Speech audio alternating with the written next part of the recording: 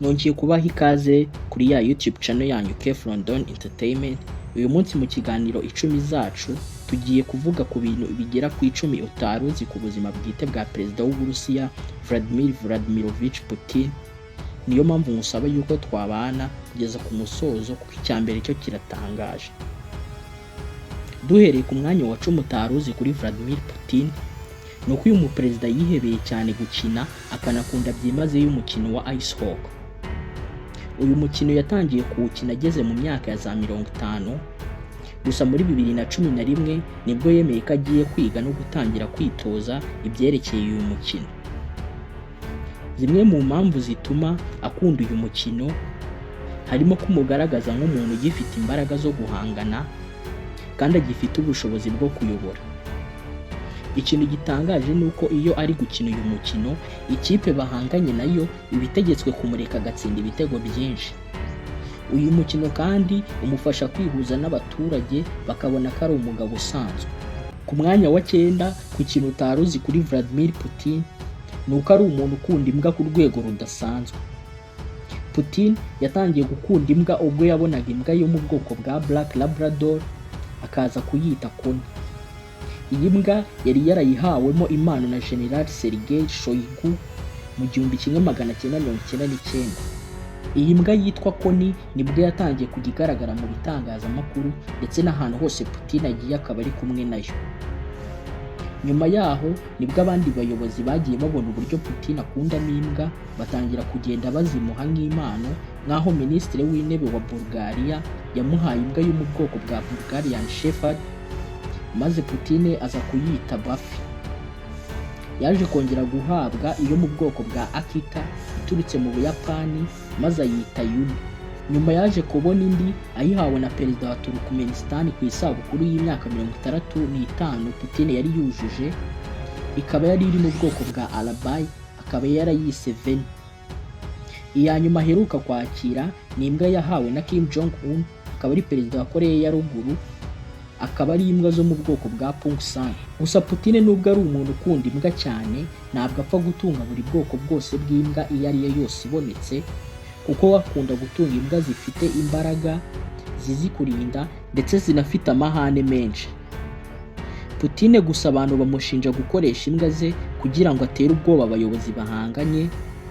Urugero nk'igihe mu 2007 yazanye imbwa ye yitwa Connie mu nama yari ari gukorana na Chancelier w'Ubudage Angela Merkel, kandi Putin icyo gihe yari abizi neza ko uwo mugore atinya imbwa.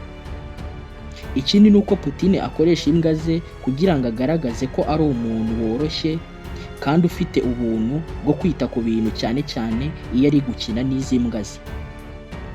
Ku mwanya wa 8 utaruzi kuri Putin, nuko azi kuvuga neza indimi 3 kandi adategwa. Ururimi rwa mbere azi kuvuga ni Ikirusiya kubera ko yavukiye mu Burusiya. Ururimi rwa kabiri azi kuvuga neza ni Ikidage kuko yakigiye mu ishuri rya St Petersburg, akomereza kukiga ageze no muri kaminuza ya Leningrad. Impamvu yize Ikidage kwari ukugira ngo azagikoreshe mu kazi ke ko kuba umutasi ubwo azaba ari hanze y'igihugu. Nibwo yaje kukimetiriza no kukimenya neza ubwo yajyaga gukora nk'umukozi wa KGB, akaba ari ikigo cy'ubutasi cy'Uburusiya gikomeye, ubwo bari bamwohereje kujya gukorera mu Budage.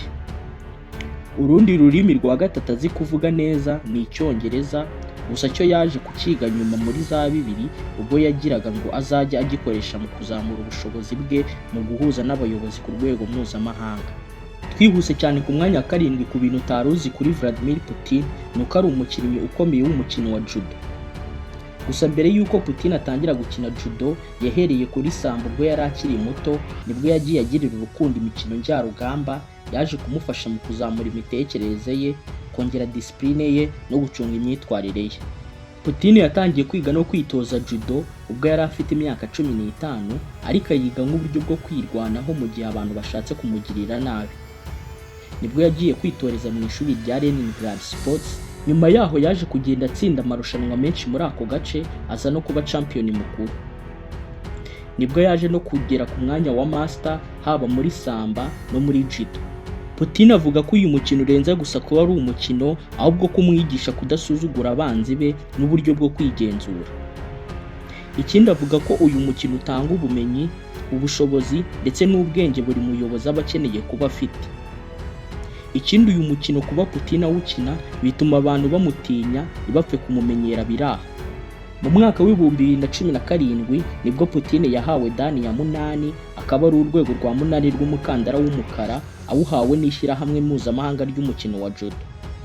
Ibi byatumye aba Umurusiya wa mbere ugeze kuri uru rwego. Nyuma yaho yaje no kwandika igitabo cyerekeye uyu mukino akita Judo History, Theory and Practice. Muri 2020 ubwo Uburusiya bwateraga Ukraine, Putin bahise bamukura ku nshingano zo kuba yari ambasaderi w'uyu mukino ndetse banamwaka icyubahiro yari afite muri kominote ya judo.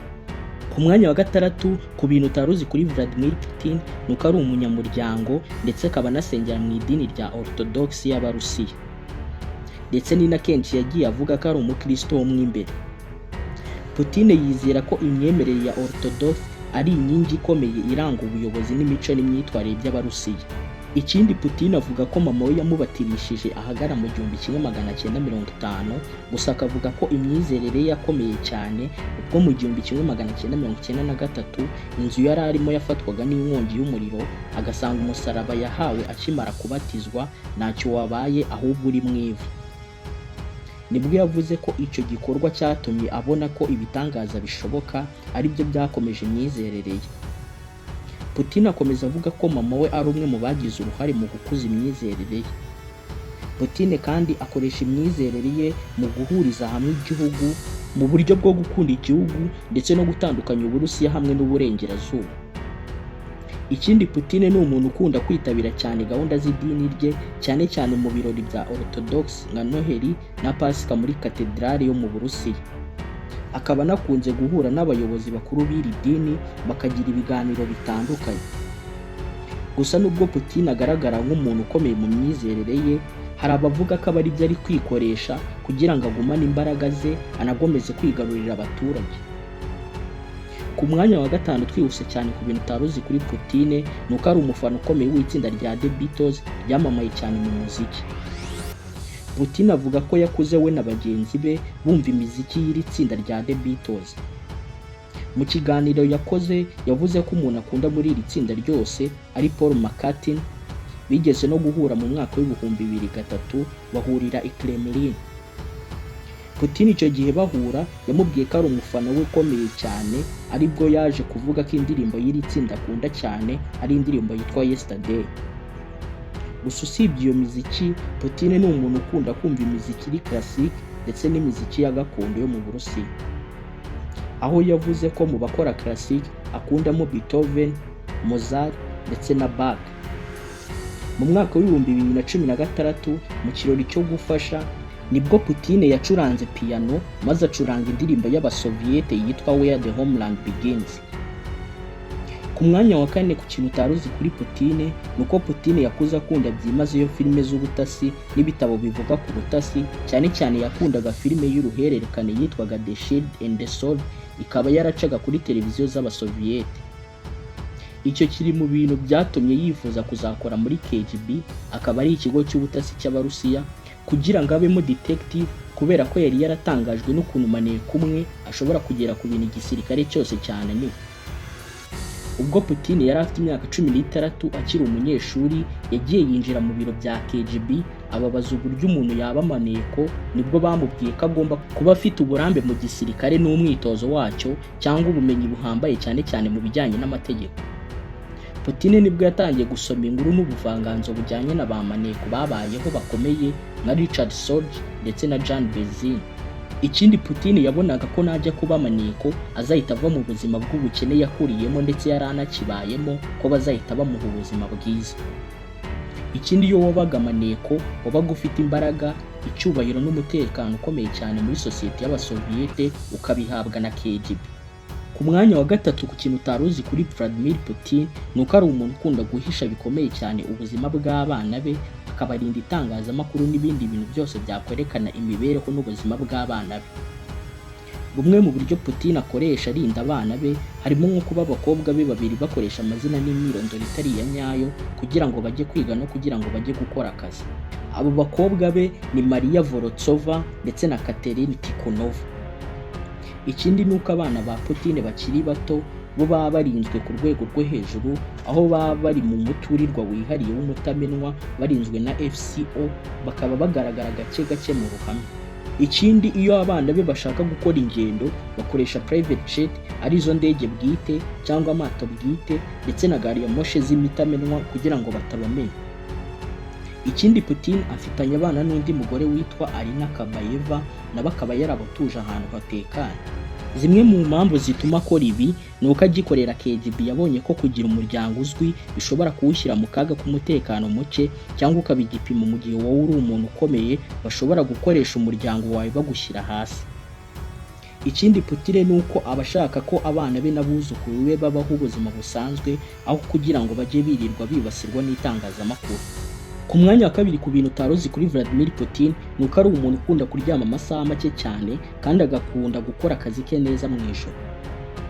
Bamwe mu bayobozi b'Uburusiya bavuze ko Putin aryama hagati y'amasaha 4 cyangwa 6 ku munsi, gusa bo baza kongera kuvuga ko akenshi aryama ari munsi yayo. Putin avuga ko akazi ke agakora neza nijoro ndetse ari nabwo aba afite ubushobozi bwo gutanga umusaruro uhamye mwiza. Ndetse Putin avuga ko akunda gukora iyo abandi baryamye.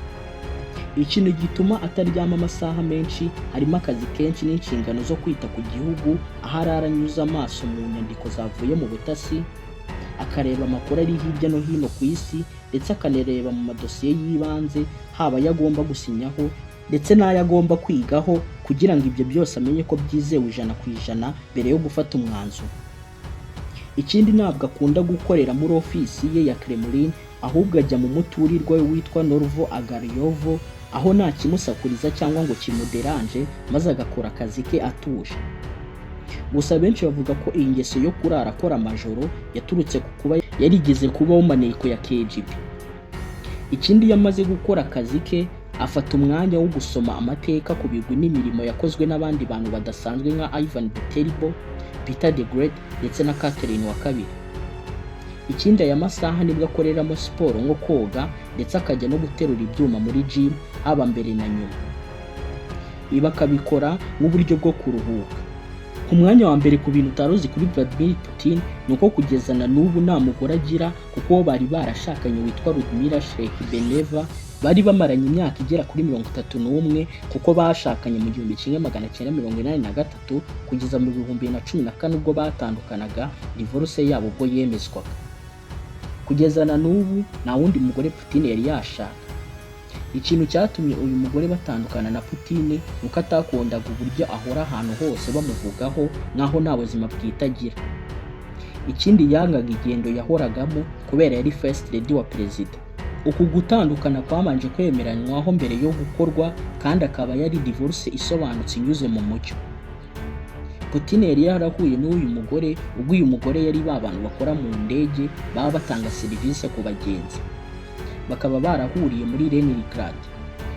Nyuma yo gutandukana nawe hari amakuru yagiye avuga ko mu ibanga rikomeye Putin yaba afite umukunzi, aho byavugaga ko yari umukobwa wahoze ari umugymnaste ukina muri Olympique, bakavuga ko babyaranye hamwe. Bamwe bavuga ko atuye mu Burusiya, mu gihe abandi bavuga ko atuye mu Busuwisi. Gusa uretse ibyo, amakuru menshi yakomeje gukwirakwira ko Putin yaba afite amahabara menshi, harimo umukobwa witwa Zvetan Vikhonosky ndetse n'abandi bagore babunganizi bakorana na Putin, ko ngo naba ari amahabara ye cyangwa idayazi. Gusa ibi byose leta y'Uburusiya igomeza kubihakana, ikavuga ko ari ibihuha nta bihamya bifatika bihari bibigaragaza. Nshimiye abantu mwese twabanye kugeza ku musozo n'iby'agaciro, bibutsa gukanda subscribe, gutanga ibitekerezo byanyu muri comment, gukanda like no gusharinga ku bantu benshi. Aho butaha.